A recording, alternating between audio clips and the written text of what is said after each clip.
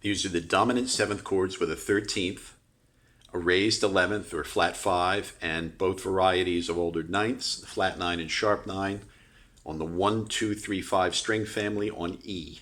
Begin with an E7 flat 9, E, D, F, and B. We lower the soprano voice to B flat. We have an E with a B flat on top, or B flat over E, and then the top voice can move to C sharp. And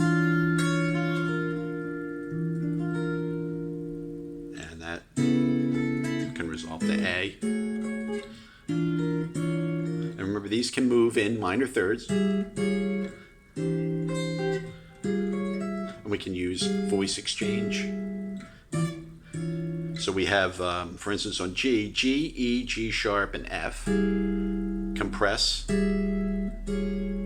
to F. So it's the F and the E. Same with the D and the C sharp here. And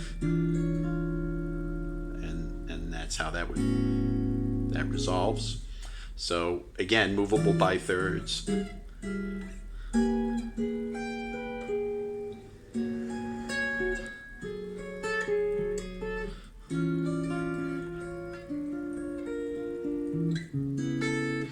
Now, from there, we can move the top voice to G sharp, which is a D diminished over E. And of course, that resolves nicely to E flat as well.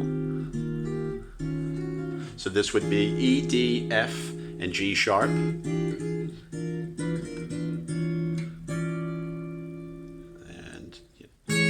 resolving. Okay, now, we can also, from this position, we can move the alto voice to G. So we have a sharp 9, E, D, G, and A flat, compressed to the B flat over E. So we have these all move in thirds.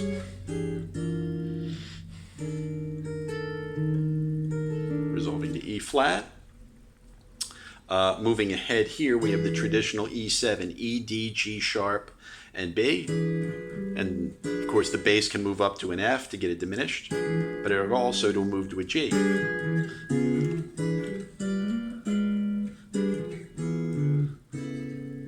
So that can be movable in a sequence. Now from here, when we move to the G, we have a few options. We can do a G with a flat 9, like this. G, D, G sharp, and C sharp. So that'll move. So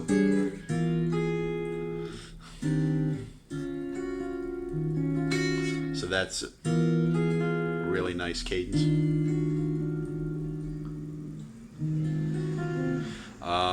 That's a flat 9 and a flat 5. Now, additionally, when we go back to this original dominant, we have the diminished. We can move that to a 13th, flat 9, so an E over F. So this is F, E, G sharp, and B. And of course, that'll resolve, in that case, to C, but also to E flat. Or G flat. E flat minor, whatever, A, does not matter. Moving further ahead then from there, we have the G sharp diminished on top at E, F, G sharp, and B. We can move the soprano up to a D. So we can move.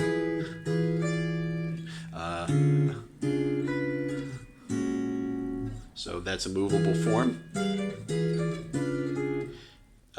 And it can even go back to the 13 with the flat 9. That's a nice cadence. Also from there, from this position, we can move to a sharp 9 inside. E, G, G sharp, and B, or a D. And then that can come back to the C sharp.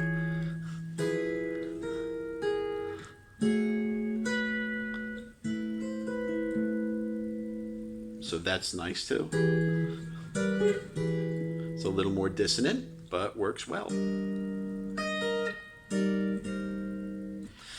Moving ahead also on the F, which is the diminished, we can move F, D, G sharp, and C sharp. So this can go, we now have the C sharp on top, the B, inside A sharp, and a G sharp. So, and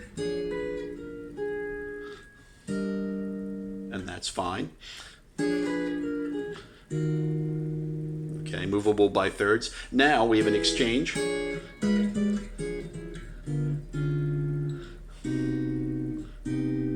Which between the E over F and now this sort of B flat 7 sharp 9, or F diminished with a sort of a 13th on it. These are all movable forms, which leads us to that as well. So now we can take this that we just did earlier, G, D, G sharp, and C sharp, and we can move the bass voice up to A flat, and also, so we take this, and all of a sudden we have this.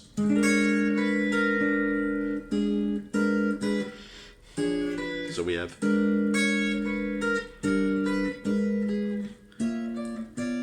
so this is A flat, that's D, that's B flat and B. So it's sort of like a flat 9 and a sharp 9 on B flat. So all plainable. Okay, and we can also drop the bass, so it's a G. You know, so it can, and then it can fall back.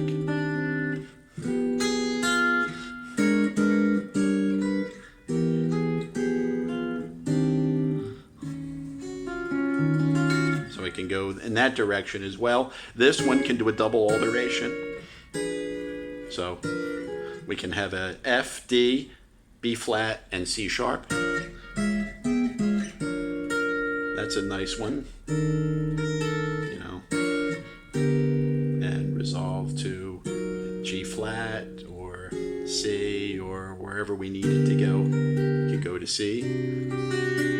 Either one, so that's sort of a double alteration that can be moved, and that's an interesting voicing. Earlier we had a sharp 9 that did this, so we can use this as well. B, B flat, and this is a G and an F. So it's a G7 sharp 9, E, and we can jump off anywhere. This is a D flat, and maybe we jump off at C. So that's nice. Again, combined, you know, with everything. So you can combine, you know, that's really nice.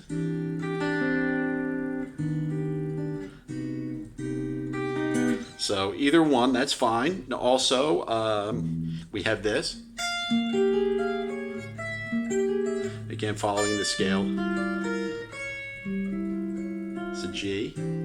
So this is a B flat with a 13 and a sharp 11. So we can put an F on top.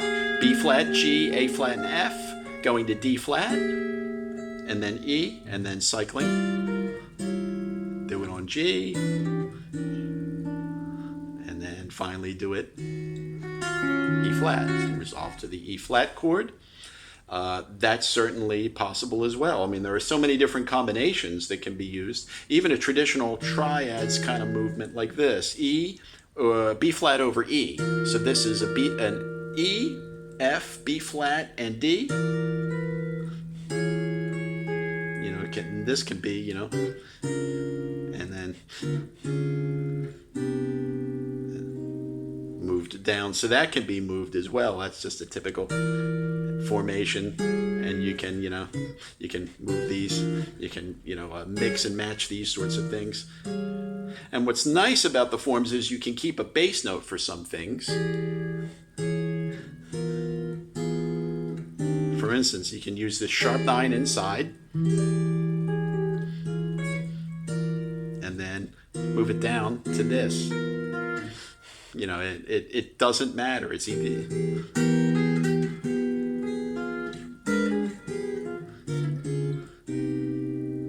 So So you can mix and match any of these. I like that dissonant one. That's kind of neat. That works really well. Also, the minor sevenths. In the cycle, we have 4 minor sevenths, of course. In a diminished cycle, we have G minor, B flat, and D flat, etc. But here is G minor. This is D, B flat, F, and G, collapsing to a typical C sharp, B, E, and G sharp, raising that to a dominant because we have 4 dominants too. And then we have that. That's a nice sequence.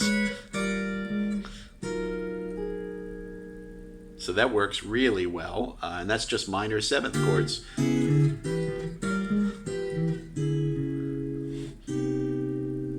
So we just intersperse. We can collapse outwards. Doesn't matter. And we can resolve to a G flat there, from a G flat, from a G minor to a G flat minor. So it works the other way. It works well that way. So it can go in the opposite direction. It just doesn't go one direction. And again, this sort of bass motion here, E, C sharp, F, and G sharp. 13 with a flat 9, coming from this.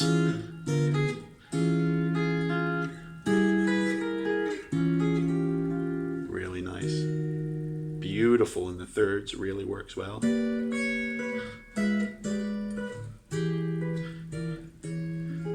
can see and hear that there are so many options.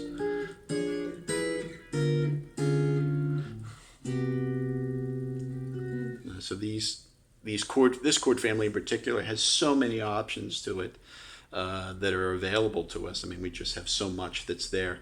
But that'll at least give a broad introduction. You know, it's really, really beautiful stuff. So this will be an introduction to the dominant 13, flat 9, and sharp 9, sharp 11, and flat 5, which is derived from the octatonic diminished scale, or the dominant diminished, on the 1, 2, 3, 5 string family on E.